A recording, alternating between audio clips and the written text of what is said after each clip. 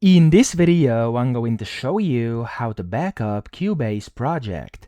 Now to do this, you want to open your project, you want to back up, and that specific project must be saved, otherwise you can't do this.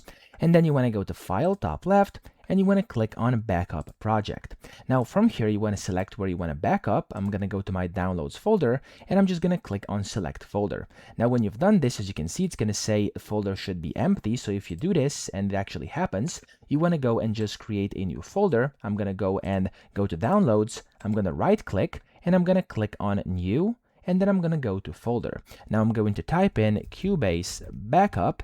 Of course, you could go ahead and type in the date as well, and then press Enter. You can select that specific folder, click on Select Folder, and there we go. You'll be able to select what you want to back up.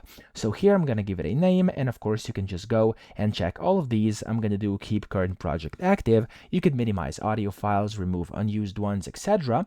And you can then, of course, when you've done all of this and selected the things you want, click on the OK button, and there we go. It's going to do a backup of your Cubase project. Super simple. I hope this video helped you out. If it did, please subscribe to the channel and help me out as well.